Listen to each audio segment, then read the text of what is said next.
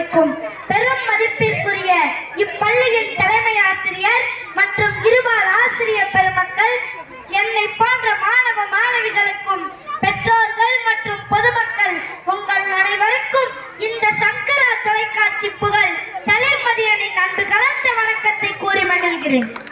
அன்பு தோழர்களே, தோழிகளே, உங்கள் அனைவரையும் போலவே நானும் ஒரு அரசு பள்ளி மாணவன் என்று பெருமையோடு கூறிக்கொள்ள ஆசைப்படுகிறேன். அன்பு பெற்றோர்களே, அரசு பள்ளி என்பது வறுமையின் அடையாளம் அல்ல, அது நம் பெருமையின் அடையாளம் என்பதை நீங்கள் புரிந்து கொண்டு உங்கள் செல்ல குழந்தைகளை நம் பள்ளியில் சேர்த்ததற்காக என் நன்றியை தெரிவித்துக் கொள்கிறேன். அன்பு நண்பர்களே, கல்வி மட்டும்தான் நிலையானது. கல்வி மட்டுமே மனிதனை மனிதனாக்குகிறது.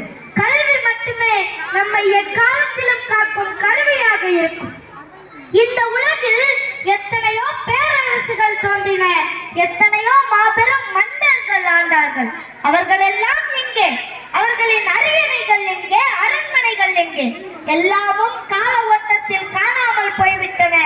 ஆனால் இன்றும் கம்பர் அவர் இயற்றிய காவியத்தில் நம்மோடு வாழ்ந்து கொண்டிருக்கிறார். வள்ளுவர் அவர் இயற்றிய திருக்குறளில் நம்மோடு வாழ்ந்து கொண்டிருக்கிறார்.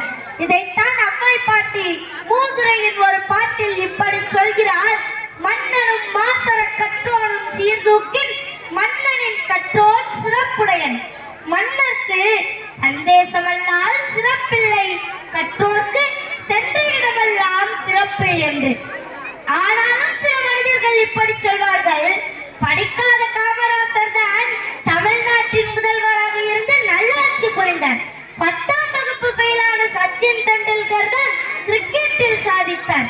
இன்றைக்கு நம் மனதையெல்லாம் கவர்ந்திருக்கும் இசைஞானி இளையராஜா என்ன படித்திருக்கிறார்?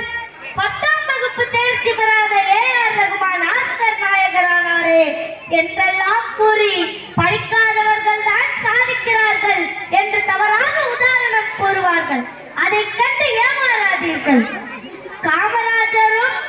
காமராஜரும் இளையராஜாவும் ஏஆர் ரகுமானும் படிக்காமலேயே சாதித்திருக்கிறார்கள் என்றால் இன்னும் பெரிய படிப்பெல்லாம் படித்திருந்தால் நிச்சயமாக யாரும் எட்டவே முடியாத உயரத்தை எட்டி இருப்பார்கள். ஆகவே படிக்காதவர்கள் தான் பெரிய நிலைக்கு வருவார்கள் என்று யாராவது சொன்னால் அதை கண்டு ஏமாறாதீர்கள். படிக்காமல் உயர்ந்த 10 பேரை உதாரணம் சொன்னால் படிப்பால் உயர்ந்த பல லட்சம் பேரை நம்மால் உதாரணமாக சொல்ல முடியும். வெற்றியோ தோல்வியோ எதுவரையும் கடமையை செய்வோம்.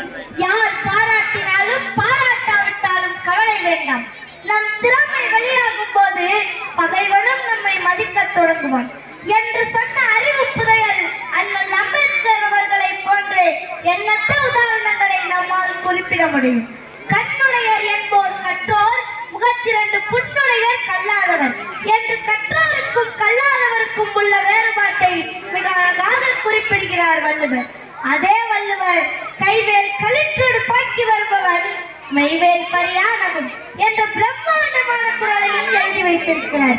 அதாவது மதம் கொண்ட யானையை போன்ற பிரச்சனைகள் நம்மை தாக்கி நம் முன்னேற்றத்தை தடுக்க வந்து கொண்டேதான் இருக்கும். நாம் தான் நம்முள் இருக்கும் தன்னம்பிக்கை வேல் கொண்டு வீழ்த்தி சாதிக்க வேண்டும்.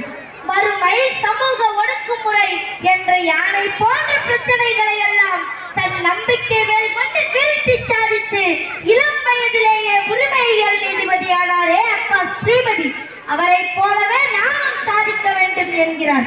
கல்வி என்பது நம்முள் ஆழ புதைந்து கிடக்கும் ஆளுமையை வெளிக்கொணர்வது. இதைத்தான் புரட்சி கவிஞர் இப்படி சொல்கிறார்: மலைவாழை அல்லவோ கல்வி, நீ வாயார உண்ணுவாய் போ என் புதல்வி என்று. இன்றைக்கு அண்ணன்களும் மக்காக்களும் எதையோ அழகு என்கிறார்கள். ஆனால் உண்மையான அழகு கல்வி மட்டும்தான். குஞ்சி அழகும் கொடுந்தானை கோட்டழகும், மஞ்சள் அழகும் அழகல்ல நெஞ்சத்து நல்லம் யாம் எனும் நடவு நிலைமையால் கல்வி அழகே அழகு என்கிறது நாளடியார். அதாவது தலைமுடியை விதவிதமாக அலங்கரிப்பது, விதவிதமான ஆடைகளை அணிவது, முகம் பூச்சுகளால் முகத்தை பளபளப்பாக்குவது இவையெல்லாம் உண்மையான அழகல்ல. உண்மையையும் ஒழுக்கத்தையும் தன் நடத்தையையும் கூறும் கல்வி அழகே அழகு என்கிறது நாளடியார்.